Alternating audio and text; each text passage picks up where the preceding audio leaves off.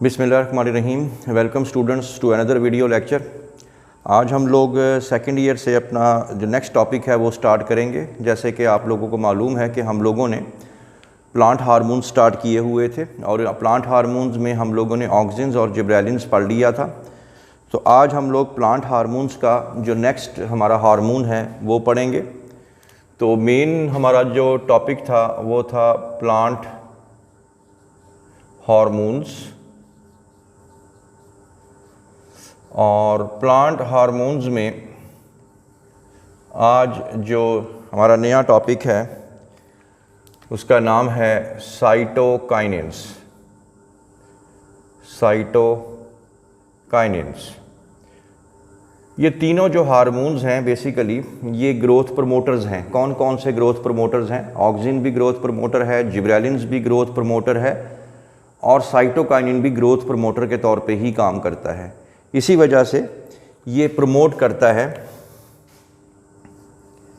Promote stem growth. ये stem की growth में इजाफा करता है। कैसे करता है इजाफा? कि ये इंक्रीज कर देता है,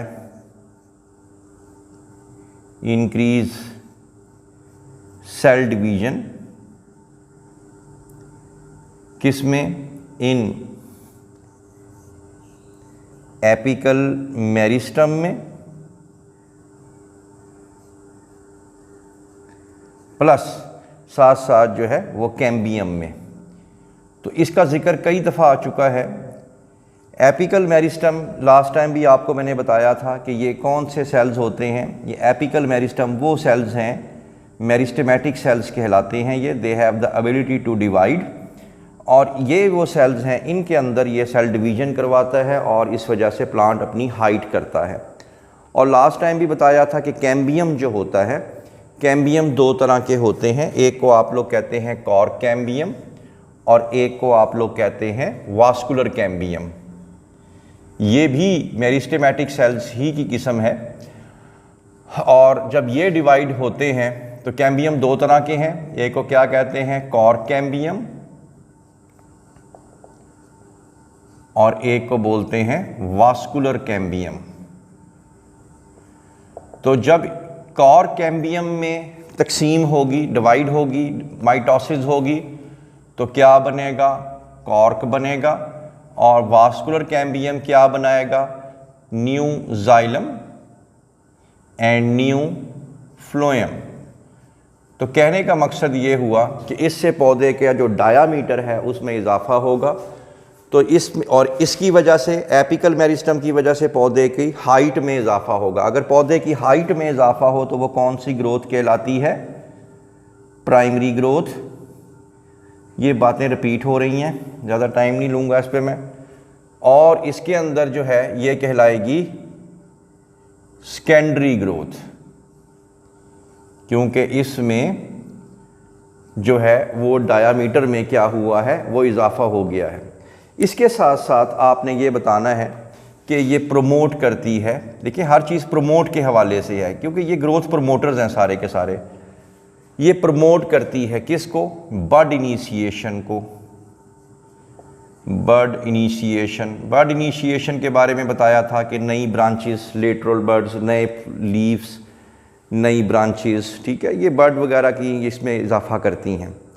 और ये साथ साथ लीफ ग्रोथ, देखें ये भी प्रमोटर का काम है। ये लीफ की डेवलपमेंट, लीफ की बढ़ोतरी, लीफ की जो है नशोनुमा, उसके लिए ये काम करती है। इसी तरह ये प्रमोट करता है, साइटोकाइनेंस प्रमोट करता है किसको? फ्रूट डेवलपमेंट को। देखिए हर चीज़ प्रमोट और ये प्रमोट डेवलपमेंट को। लेकिन साथ साथ आपने मेंशन कर देना है कि रेयरली इंड्यूस पार्थिनोकार्पी। ये भी टर्मिनोलॉजी रिपीट हो रही है, लेकिन शाज़ो नाज़र ही है, कभी कभार ही है कि ये पार्थिनोकार्पी कर सके। वरना पहले जो दो हमने पढ़े थे ऑक्सिन्स और जिब्रेलिन्स, उनका पार्थिनोकार्पी में डायरेक्ट इन्फ्लुएंस था, लेकिन इसके बारे में कहा गया है कि रेयरली, ठीक है। तो ये आपने बता देना है। उसके बाद इसके अंदर आप लोगों ने ये बताना है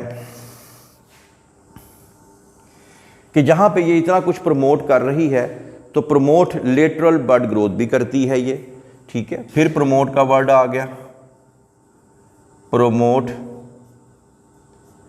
लेटरल बड ग्रोथ।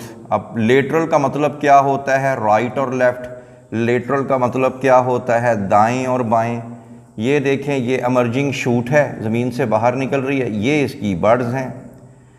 तो अगर प्लांट के अंदर साइटोकाइनिन की अच्छी क्वांटिटी मौजूद होगी तो ज़ाहिरी बात है इससे लेटरल ब्रांचेस जो हैं वो बनेंगी। तो आप कहेंगे कि साइटोकाइनिन की वजह से लेटरल बड की जो ग्रोथ है वो इसमें हो रही है।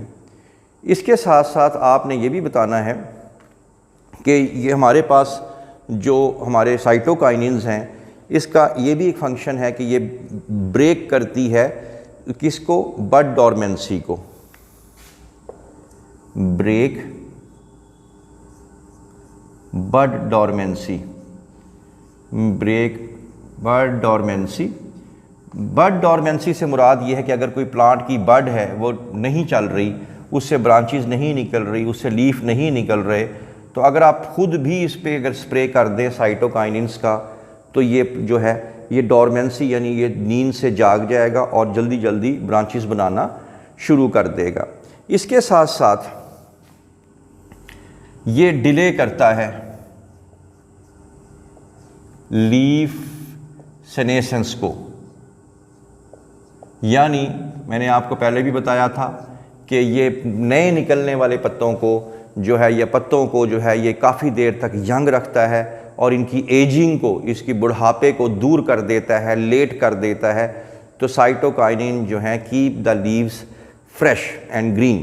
तो ये इसमें आपने बताना है। सबसे इम्पॉर्टेंट बात जो कि अक्सर ही MCQ में, एंट्री टेस्ट में कहीं भी आ सकती है, और वो ये कि ये ओपनिंग ऑफ स्टोमेटा, ये समझ लें कि ये फेवरेट MCQ है बोर्ड वालों का।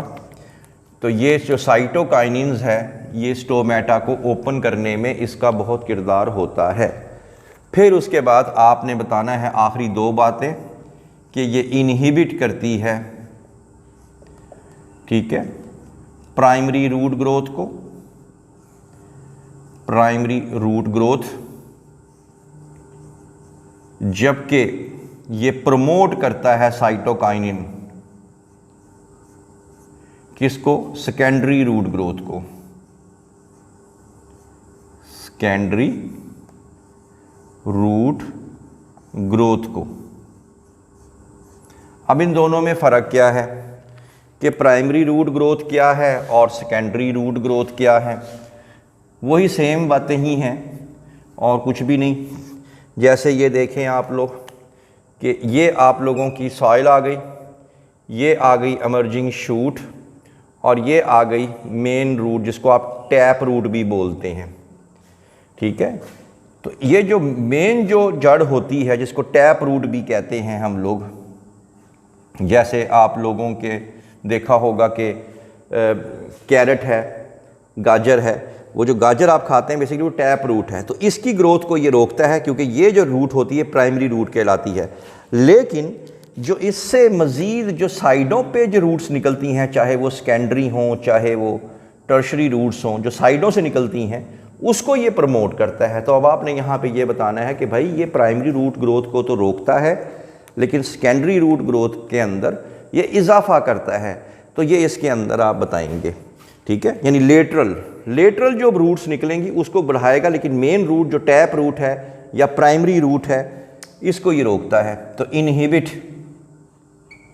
इनहिबिट प्राइमरी रूट्स, जबकि लेटरल रूट्स यानी सेकेंडरी रूट्स उनको बढ़ावा देता है ये। तो ये आपने इसके अंदर बता देना है। तो देखा आप लोगों ने कि इसके अंदर मोस्टली जो चीज़ें हैं वो इस हवाले से रिलेट कर रही हैं कि इसके अंदर ग्रोथ ये प्रमोटर्स हैं बेसिकली, ऑक्सिन्स, जिब्रेलिन्स और साइटोकाइनिन्स। अब आखिर में जाके हम लोग इसकी कमर्शियल एप्लीकेशन देख लेते हैं। कमर्शियल एप्लीकेशन के बारे में लास्ट लेक्चर्स में भी जिक्र हुआ था कि इसका क्या मतलब है। कमर्शियल एप्लीकेशंस का मतलब ये होता है कि हम इसको मार्केट में, इसको फील्ड में साइटोकाइनिन अगर हम खुद अपने लेबॉर्ट्री में बना लें तो हम इसको किस तरह इस्तेमाल कर सकते हैं अपने फ़ायदे के लिए। तो हमें क्या पता है कि अगर हम साइटोकाइनिन का स्प्रे खुद कर दें किसके ऊपर, प्लांट्स के ऊपर, तो ये उनकी डिले कर देगा लीफ सेनेसेंस को, यानी पत्तों के बूढ़ा होने को लेट कर देगा, पत्तों को ज़्यादा देर तक फ्रेश रखेगा। मिसाल के तौर पे कौन कौन सी क्रॉप्स ऐसी हैं, जैसे कैबेज है और लेटस है, कैबेज एंड लेटस। अब आपको पता है कि ये कैबेज और लेटस जो हैं, हम लोग इनके पत्ते ही तो खाते हैं। अब फ़र्ज़ करें हम लोगों ने ये वेजिटेबल्स कहीं दूसरे मुल्क में एक्सपोर्ट करनी है, तो वैसे अगर एक्सपोर्ट करेंगे तो वहाँ जाते जाते तो वैसे ही ये वेजिटेबल्स ख़राब हो जाएंगी। तो हम लोग क्या करते हैं, हम लोग इनको एक्सपोर्ट करने से पहले इनके ऊपर स्प्रे कर देते हैं, किसका, कैबेज पे और लेटस का, किसका स्प्रे कर देते हैं, साइटोकाइनिन्स का, ताकि इनके पत्ते वहाँ पहुँच के भी फ्रेश रहें और वो खाने के काबिल रहें। इसी तरह ये कीप द फ्लावर्स फ्रेश, और ये अगर फ्लावर्स के ऊपर कर दिया जाए तो उनके पत्तों को भी, उनके जो पेटल्स हैं उनको भी मुरझाने नहीं देते ये। अब आप खुद सोचें कि हमारे इतने फंक्शंस होते हैं, उन फंक्शंस पे इंपोर्टेड फ्लावर्स यूज़ हो रहे होते हैं, ठीक है, वो ख़राब तो नहीं होते, हॉलैंड से आ रहे हैं, ख़राब नहीं होते। उसको क्या होता है, वहाँ से इंपोर्ट करने से पहले जब वो भेजते हैं तो इसके ऊपर ये साइटोकाइनिन का स्प्रे कर देते हैं ताकि किसी दूसरे मुल्क पहुँचते में भी वो फ्रेश रहते हैं। तो ये चीज़ें इसके अंदर आप लोगों ने बता देनी हैं। जो हैं वो नेक्स्ट जो हमारा हार्मोन है उसको स्टार्ट कर लेते हैं। अब एक और बहुत ही इम्पॉर्टेंट हार्मोन जो है वो इसके अंदर आने वाला है, और उस हार्मोन को हम लोग जो हैं वो भी तफसील से इसको देख लेते हैं सीक्वेंस के अंदर। अब जो आपके पास जो सेकंड हार्मोन आ रहा है उसका नाम है एब्सिसिक एसिड।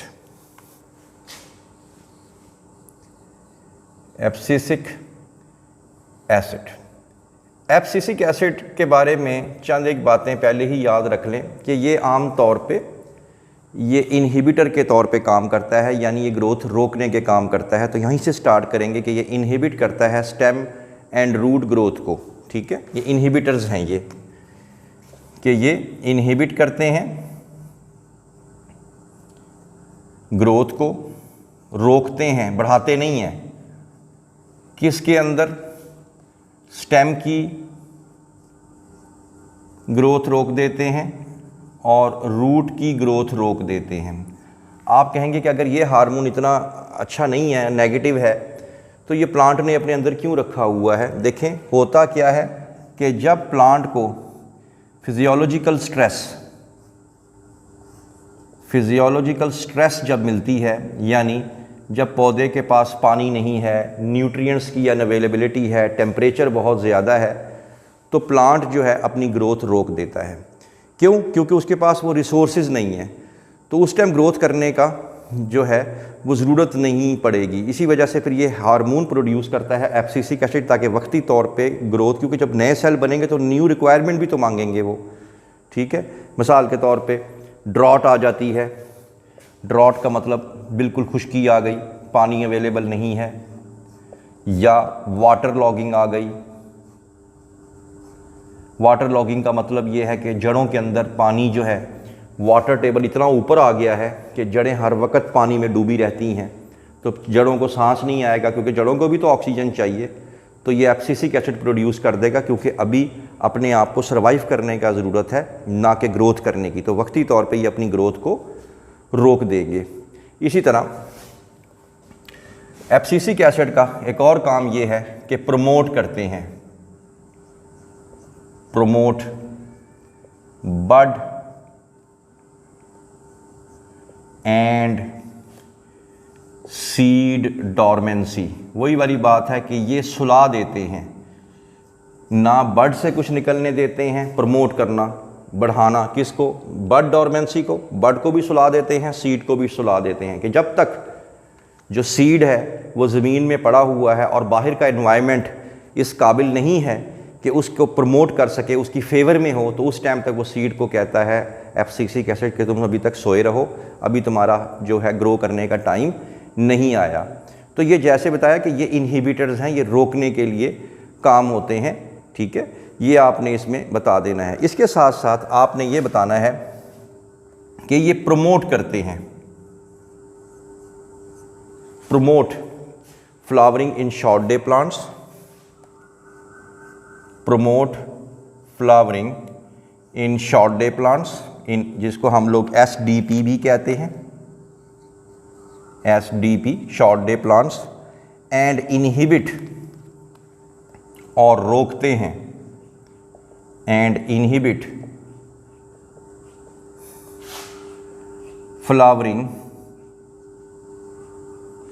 इन लॉन्ग डे प्लांट्स, ठीक है, लॉन्ग डे प्लांट्स। ये कल हमने जो प्रीवियस लेक्चर था उसमें देखा था कि शॉर्ट डे प्लांट्स वो प्लांट्स जिनको दिन छोटे और रातें लंबी चाहिए होती हैं, और लॉन्ग डे प्लांट्स वो जिनको दिन बड़े और रातें छोटी चाहिए होती हैं। तो ये शॉर्ट डे प्लांट्स के अंदर फ्लावरिंग जो है ये प्रमोट करते हैं और लॉन्ग डे में प्रमोट करते हैं। और अगर आपको प्रीवियस लेक्चर याद हो, जिब्रेलिन इसके उलट करता है, जिब्रेलिन जो है वो सप्रेस करता है flowering in short day plant and promote करता है flowering in long day plants. तो इसी वजह से आपकी बुक भी ये कहती है कि ये एंटागोनिस्टिक टू जिब्रेलिन्स हैं, एंटागोनिस्टिक टू जिब्रेलिन्स, यानी ये जिब्रेलिन्स से उलट काम करते हैं। जिब्रेलिन्स जिनमें फ्लावरिंग प्रमोट करता है ये उनमें फ्लावरिंग रोकता है, और जिब्रेलिन जिनमें फ्लावरिंग प्रमोट करता है ये उनमें रोकता है।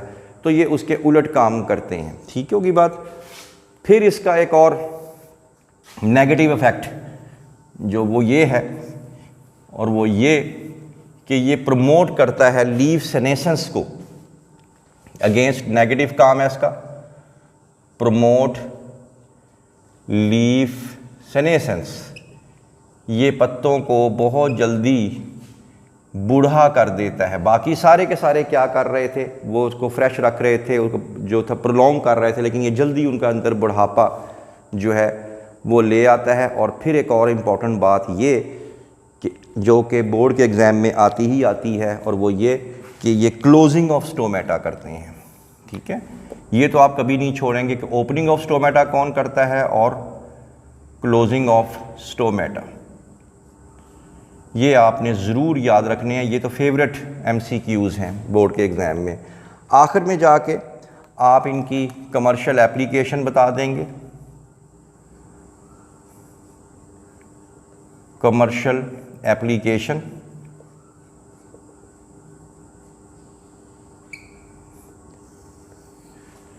इसमें आप एक बात और लिख लें कि ये प्रमोट भी करता है, प्रमोट फ्रूट एब्सिशन, ये फलों को भी जल्दी गिरा देता है। ये देख लें, कोई भी ऐसी चीज़ अभी तक आपने नहीं देखी इसमें ऐसी जो कि इसने कोई पॉजिटिव काम किया हो। है बेसिकली ये पॉजिटिव ही, लेकिन वैसे ये क्या हैं, इनहिबिटर्स के तौर पे काम कर रहे हैं।